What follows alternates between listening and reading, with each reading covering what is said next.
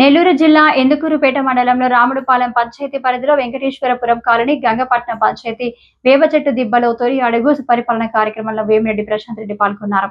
ప్రజా సంక్షేమమే కూటమి ప్రభుత్వ లక్ష్యమని సుపరిపాలన తొలి అడుగు కార్యక్రమంలో ఇంటింటికి వెళ్లి ఆమె కూటమి ప్రభుత్వం అభివృద్ధి సంక్షేమ పథకాలు ప్రజలకు వివరించారు. ఈ సందర్భంగా ఎమ్మెల్యే మాట్లాడుతూ ఏడాదిలో రాష్ట్రం ఎంతో అభివృద్ధి చెందిందని, రానున్న 4 ఏళ్లలో ఎంతో అభివృద్ధి సాధించేందుకు అవకాశం ఉందని అన్నారు.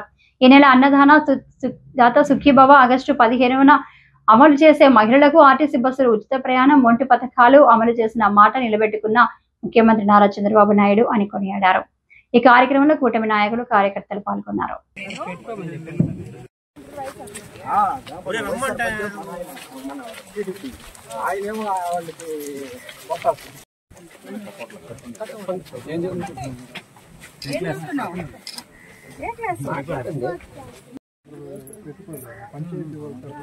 పంచాయతీ వల్ల ప్రైవేట్ గా కానీ పెడతా ఉన్నాం.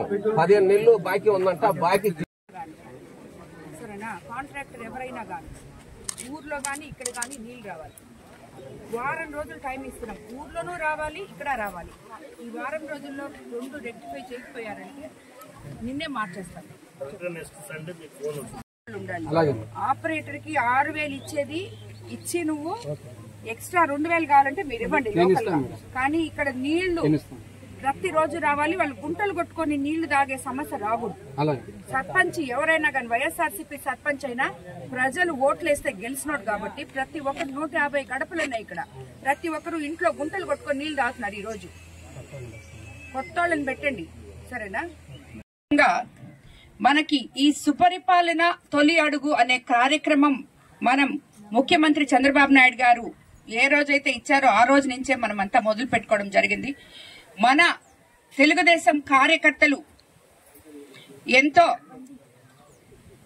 కష్టపడి వాళ్ళందరూ మనకి నిన్న సాయంత్రానికి 1,00,000 ఇల్లు తిరగడం జరిగింది. ఇందులో కేఎస్ఎస్ నుంచి బూత్ కన్వీనర్ల దగ్గర నుంచి, కో కన్వీనర్ల దగ్గర నుంచి, క్లస్టర్ ఇన్ఛార్జీల దగ్గర నుంచి, గ్రామ పార్టీ అధ్యక్షులు, కార్యదర్శులు, మండల పార్టీ అధ్యక్షులు, కార్యదర్శులు, మొత్తం తెలుగుదేశం పార్టీలో ఉన్న ప్రతి కార్యకర్త, ప్రతి నాయకుడు ఇంటింటికి తిరిగి ఇది కంప్లీట్ చేసి 1,00,000 ఇల్లు.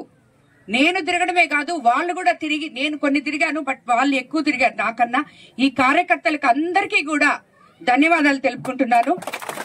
మీరందరూ ఎప్పుడు పార్టీని ఇలాగే పటిష్టంగా ముందుకు తీసుకెళ్లాలని, మీ కష్టమే మా బలమని, మీరే మాకు అండని, ఎలాగైతే లోకేష్ బాబు చెప్తున్నారో కార్యకర్తే అధినేతని, ఈరోజు కార్యకర్తే అధినేత. మనమందరం కలిసి పనిచేయాలి. కొత్త పాత అనేది లేకుండా ఎవరైనా మన పార్టీ సిద్ధాంతాలు నచ్చి మన పార్టీలోకి వచ్చినప్పుడు మన పార్టీని, మన కుటుంబాన్ని పెద్దగా చేసుకునే విధంగా వాళ్ళను కూడా కలుపుకొని కలిసి మెలిసి పనిచేయాలి.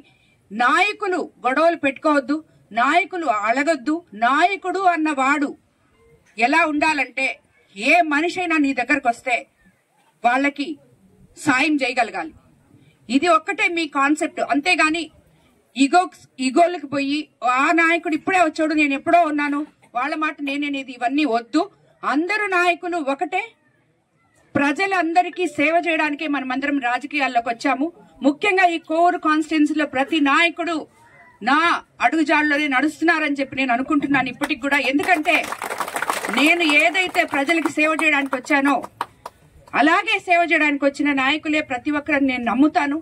అలా కాకుండా మీరు ప్రవర్తించొద్దు. ప్రజలకి సేవ చేయండి. ప్రజలు నాయకుల దగ్గరికి వెళ్ళండి. మీకు ముందు మీ గ్రామ నాయకుల దగ్గరికి వెళ్ళండి. మీకు ఆ పని కాకపోతే మండల నాయకుల దగ్గరికి వెళ్ళండి. అక్కడ పని కాకపోతే నేరుగా ఎమ్మెల్యే గారి దగ్గరికి రండి. ఎవరు కూడా ఇంట్లో కూర్చోవద్దు.